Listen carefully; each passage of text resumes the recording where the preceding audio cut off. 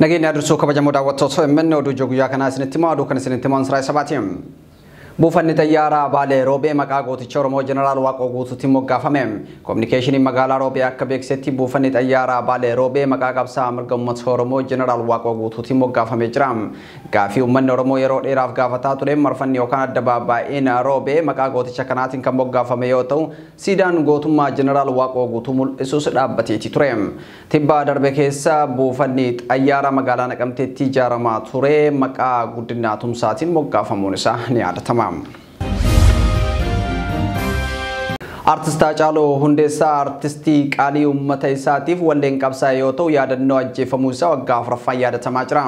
Qabsoo Oromoo keessatti mallattoo isaa dhiisee kan darbe Haacaaluu Hundeessaa uummata Oromoo wallee isaatiin seenaa barsiisee jira. Daandii qabsoo akeekee jira. Uummanni Oromoo abbaa biyyaa akka ta'e geerarsaan himee jedhamuun yaadatama.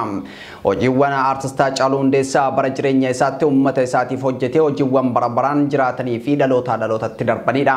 Artist Haacaaluu Hundeessaa waxabajjii 29 bara 2020 magaalaa Finfinnee keessatti kan ajjeefame yoo ta'u yaadannoon ajjeefamuu isaa waggaa afuraffaa waxabajjii 29 bara 2024 kan yaadatamu ta'a. Meeshaa sabboonummaa Oromoo kan ta'e OMN waggaa afuraffaa biyya itti bahee yaadachuuf akka jiru bulchiinsi OMN beeksise.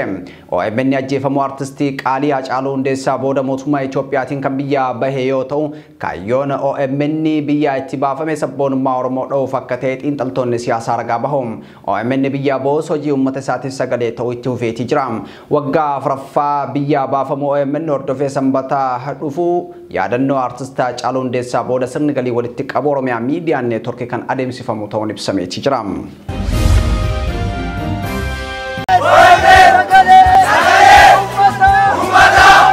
Baay'ee ol dheeratee waan mul'ateef qofa wanti OMN irratti xiyyeeffataniif na fakkaata.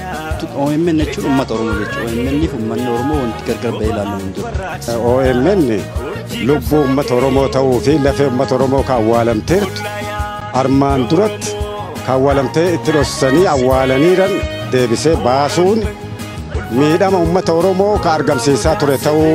OMN ijaaf gurra uummataati jennee kan laallu kana ammoo jechaan qofaa miti gochaanis ibsuun hin dirqama. OMN jechuun waliin ka dhalatee obboleessa kee ture akkasitti ilaala akka nama dhuunfaatti. Yeroo kennaaf gama kiyyaan miidiyaa OMN yeroo baay'ee kan banu kan hordofu kan laalu. OMN waan biraatiin ijaannu sagalee kenna guddina kenna mul'ina kenna mul'atu kenna. Kana jedhaan. OMN uummata Oromootiif gahee guddaa miidiyaa taphatee nuuf Oromiyaadhaaf oksijiinidha. Uummattoota diina kennaaf immoo kaarboodoksaayiidii waan ta'eef.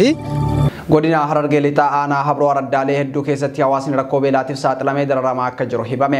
Sababa kufaatii gamaa jimaatiin jiruu fi jireenya akka duraanitti geggeeffachuu dadhabuun beelaaf saaxilamnee jirraa jedhan jiraattonni gandoota aanaa Habroo jalatti argaman. Keessattuu aanaa Habroo Araddaa Ifaa Gammachuu keessatti hawaasni akka malee beelaaf saaxilamee jiraachuu OMN jiraattota irraa odeeffateeti jira.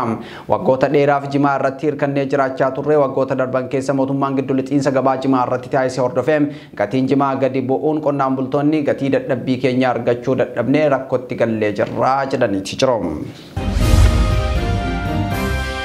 Oduu keenya itti aanuun godina Wallagga Bahaa aanaa Haroo Limmuutti humnoonni mootummaa ogeeyyii fayyaa dabalatee namoota nagaa biroo ajjeesuu maddeen Oromiyaa Miidiyaa Neetworkitti himan. Baqqalaa Abbabaa Aftaamuu Jogoraam Galataa Asaffaa warra ajjeefaman kan maqaa arganne keessaati.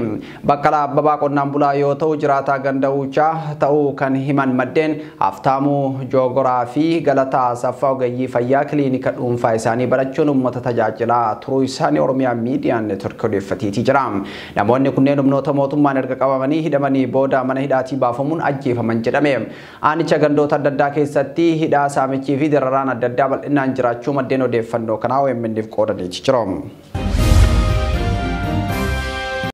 Tibbana guyyoota shan dura manni maree nageenya bulchiinsa aanaa Arxummaa Fursee ibsa baaseen namoonni meeshaa waraanaa hidhatanii deeman daandii aspaaltii irraa kiiloomeetira 5 fagaatanii argamuu akka hin qabne akeekkachiisee ture.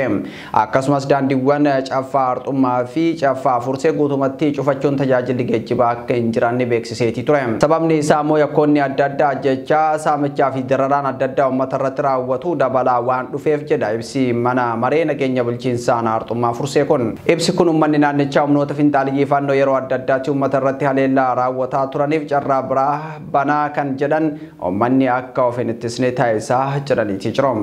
Tolee kabajamtoota daawwattoota Oromiyaa Miidiyaa Neetwork oduun ijoo guyyaa kanaaf qabanne kana fakkaata. Qophiilee Oromiyaa Miidiyaa Neetwork amma gadhiisuu hordofuuf YouTube chaanaalii OMN subscribe akkasumas immoo join gochuu waan dandeessaniin OMN cinaa dhaabbachuu dandeessu karaa Telegraamaatiinis OMN argachuu dandeessu gama Facebookaatiinis OMN yoo hordoftan odeeffannoowwan si'aa'inna qaban kan amma OMN gadhiisuu argachuu dandeessu.